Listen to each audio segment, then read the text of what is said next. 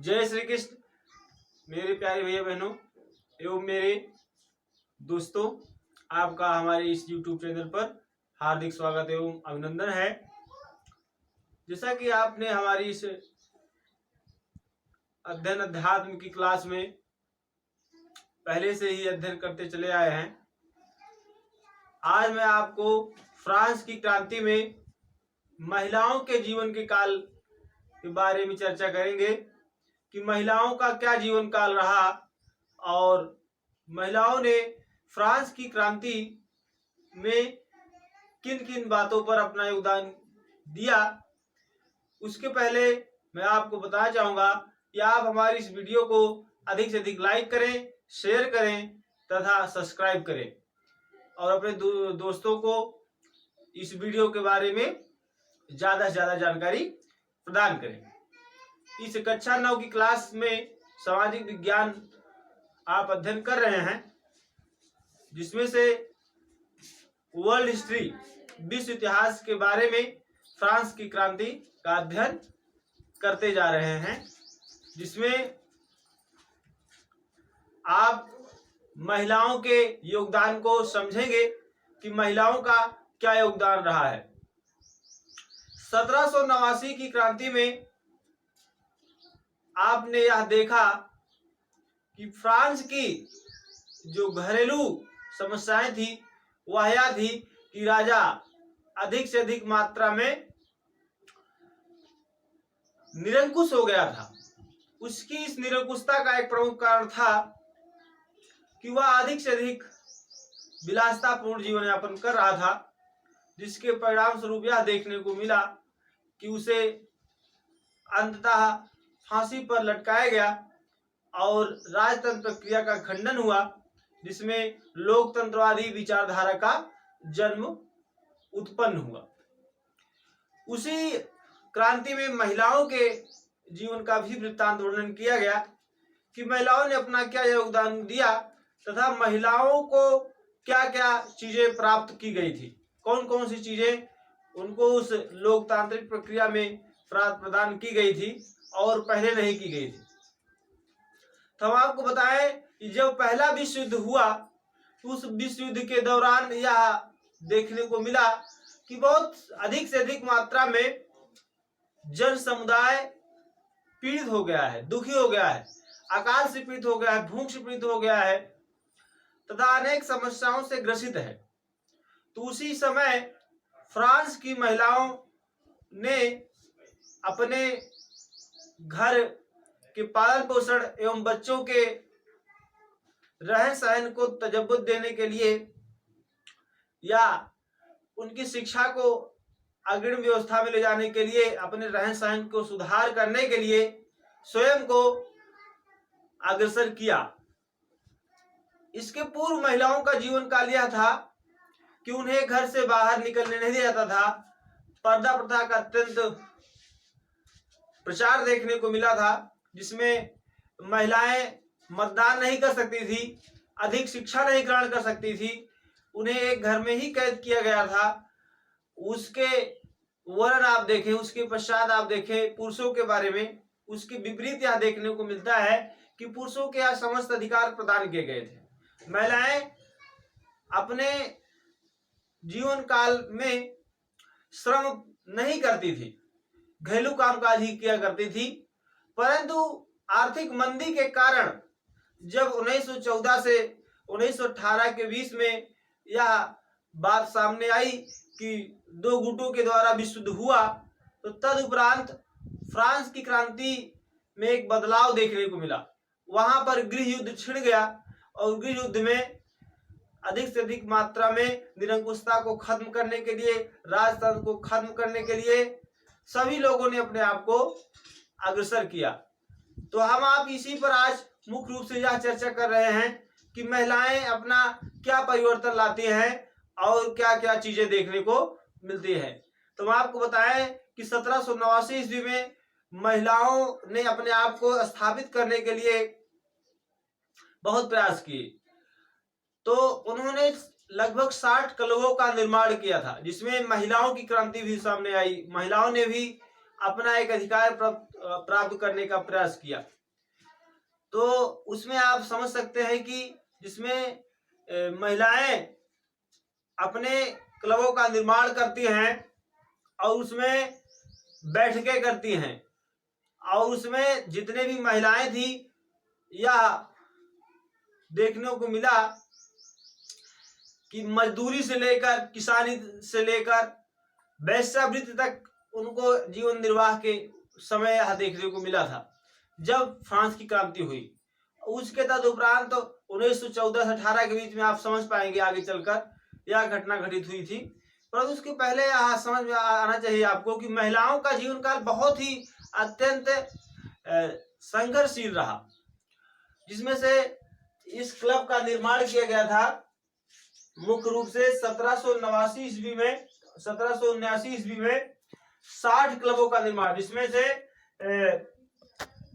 The society of revolutionary and Republican women club का निर्माण था। यह क्लब 1779 ईस्वी में ही प्रगति में आया और इस क्लब के द्वारा महिलाओं ने अपनी बातों को रखा था कि हमें क्या करने चाहिए, क्या नहीं करना चाहिए। परंतु उस समय यह देखने को मिला कि जो शासक थे या सम्राट थे या जो जितने भी लीडर थे, उनका मानना था कि महिलाएं केवल घरेलू कामकाज के लिए हैं, उन्हें युद्ध में नहीं शामिल किया जाना चाहिए या क्रांति में शामिल नहीं करना चाहिए। तो इसके लिए महिलाएं स्वयं से अग्रसर हुई, सरकार उनका खंडन करती रही। नए नए क्लबों का निर्माण देखने को मिला जो कि पहले पुरातात्विक प्रक्रियाओं से ग्रसित था। 1791 ईस्वी में महिलाओं के संविधान में निष्क्रियता का दर्जा दिया गया। 1791 में यह बात देखने को मिली कि महिलाओं के लिए संवैधानिक निष्क्रियता मान लिया गया कि संविधान में इनको कोई विशेष रहन सहन की प्रवृत्ति का लाभ देखने को नहीं मिलता है, कि इनका कोई विशेष अस्तित्व है, इसलिए इनको मतदान करने के लिए प्रमुख नहीं माना सकता। मतदान वही कर सकते हैं जो प्रथम वर्ग के हों या द्वितीय वर्ग के कुछ पढ़े लिखे शिक्षित हों। मतदान करने का अधिकार उन्हीं को था जो प्रथम कुलीन वर्ग की महिलाएं थी। महिलाएं को तो था ही नहीं, पुरुषों के लिए, और कुछ द्वितीय वर्ग के शिक्षित वर्गों के लिए था। परंतु महिलाओं ने अपने अधिकारों की प्राप्ति के लिए ही क्लबों का निर्माण करवाया था, जिसमें उन्होंने क्रांति को जन्म दिया। फिर 1791 में नया नियम पारित हुआ, नया कानून पारित हुआ, जिसमें महिलाओं को संवैधानिक दर्जा नहीं मिला।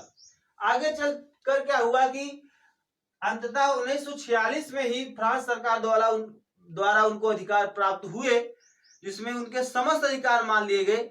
लेकिन इसके पहले की घटना में आप समझेंगे कि इनको ये समस्त अधिकार दिलाने में किसने अपना अहम एक योगदान किया है, उस योगदान के बारे में आप समझेंगे। तो एक महिला का नाम आता है ओलंप दे गूंज। ये एक क्रांतिकारी महिला थी जिन्होंने फ्रांस की क्रांति में अपना अहम योगदान दिया था। फ्रांस की क्रांति में महिलाओं का एक विशेष योगदान दिया गया था, जिसमें ओलंप दे गूंज एक क्रांतिकारी महिला थी। उन्होंने अपना संपूर्ण जीवन काल महिलाओं की प्रगति एवं महिलाओं के जीवन को आगे बढ़ाने के लिए समर्पित कर दिया था।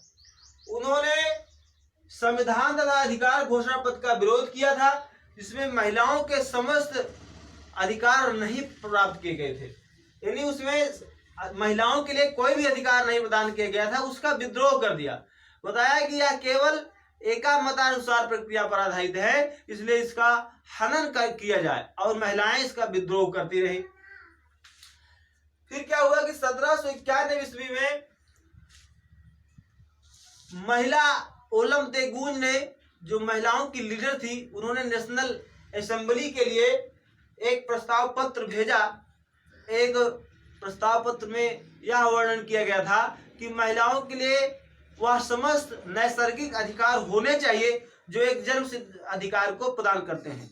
हमारे संवैधानिक प्रक्रिया को आप अध्ययन करें तो अनुच्छेद 12 से लेकर 36 के बीच में आप पाएंगे कि मूल अधिकार का वर्णन किया गया है, इसमें मनुष्य के नैसर्गिक अधिकारों का भी जीवन काल में देखने को मिलता है, इसमें जन्मसिद्ध अधिकार एक महत्वपूर्ण है। उसी तरीके से महिलाओं के लिए भी उन्होंने आवाज उठाई और कहा कि एक नैसर्गिक अधिकार होना चाहिए जो जन्मसिद्ध अधिकार से जुड़ा है। जिस तरीके से पुरुषों को समस्त अधिकार दिए गए हैं, उसमें किसी भी जाति पात, ऊंच नीच या कुलीन वर्ग या मध्य वर्ग से ना सम्मिलित करके जन्म सिद्ध अधिकार होना चाहिए। जन्म से सभी एक मनुष्य हैं, तो ऐसे अधिकारों को होना चाहिए जिसमें उन्हें अपने देश में रहने, अपने देश में कार्य करने, अपने देश में अभिव्यक्ति करने, अपने देश में भाषण देने, अपने देश में किसी भी स्थान आने जाने तथा ऐसे समस्त अधिकार उसमें वर्णित होने चाहिए जो कि एक मनुष्यता को सिद्ध करता हो, ह्यूमन क्रिएशन को जन्म देता, यानी ह्यूमन क्रिएशन प्रक्रिया के तहत हो। इस प्रक्रियाओं के साथ ओलम दे गूंज ने नेशनल असेंबली को एक घोषणा पत्र तैयार किया और उसमें मांग की।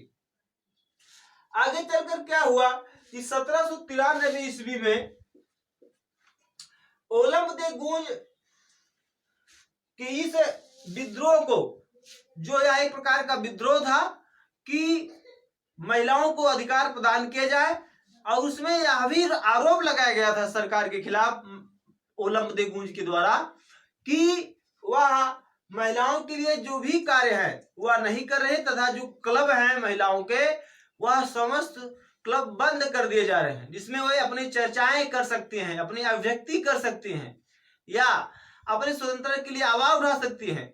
उन सभी क्लबों को खंडित किया जा रहा है। इसलिए हम कह सकते हैं कि उसके विद्रोह में आकर उन्होंने आवाज उठाई। अंततः उनके ऊपर नेशनल कन्वेंशन द्वारा फ्रांस में कानून का विद्रोह करते हुए पाया गया और उनको फांसी पर गिलोटिन नामक यंत्र पर चढ़ा दिया गया। तो आप एक प्रक्रिया से समझ पाए होंगे कि महिला ओलम दे गूंज का क्या योगदान रहा। जैसा कि आपने पूर्व में समझा कि 1789 की क्रांति में महिलाओं का पूरा जीवन काल प्रभावित हुआ था घरेलू समस्याओं को लेकर, यानी घरेलू क्रांति को लेकर। यही प्रक्रिया 1914 से लेकर 18 के बीच में भी देखने को मिली थी, परंतु यह प्रक्रिया पहले ही फ्रांस की क्रांति में ही समझ पा रहे हैं। क्यों ऐसा हुआ? क्योंकि यह फ्रांस की क्रांति ही है जो सबसे पहले यूरोप में घरेलू क्रांति के नाम जानी जाती है, इसमें संवैधानिक ढांचा सबसे पहले तैयार होने की मांग की गई थी और यूरोप में यह सबसे पहले बात देखने को मिली। तो आपने समझा कि जो महिलाएं थी उनका क्या कार्य था और कैसे उन्होंने अपने जीवन को अग्रसर किया, प्रगति के रास्ते पर ले गए।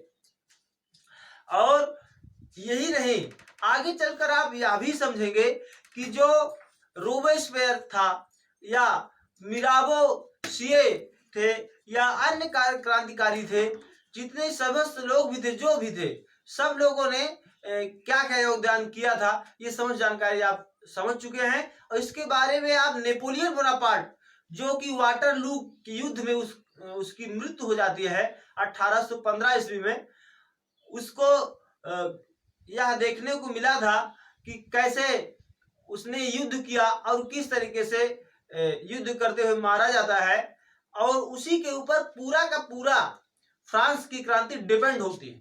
ये आप समझ पाएंगे और आप यह समझ पाएंगे कि कुछ महत्वपूर्ण पॉइंट इस क्रांति से जो जुड़े हुए हैं उसको आप समझेंगे। दास प्रथा का उन्मूलन किस तरीके से हुआ, किस तरीके से मापन पद्धति में बदलाव किया गया और नाप तौल की एक नई सक्रियता को जन्म दिया गया जो नेपोलियन बोनापार्ट के द्वारा ही देखने को मिला। तो ये समस्त बातें अगले चरण में आप पढ़ेंगे, अगली वीडियो में समझेंगे। तब तक आप इस वीडियो का अध्ययन करते रहें और महिलाओं के जीवन काल को एक विस्तृत रूप से अध्ययन करें। जिस तरीके से आपने पूर्व में कृषि पद्धति को सुधार में देखते हुए किसानों के जीवन के बारे में देखा था कि उनके ऊपर क्या प्रभाव पड़ा था। तो अगली वीडियो के लिए हम फिर से उपस्थित होंगे। तब तक आप इस वीडियो का अध्ययन करें और ज्यादा से ज्यादा लाइक करें, शेयर करें। जय हिंद, जय भारत।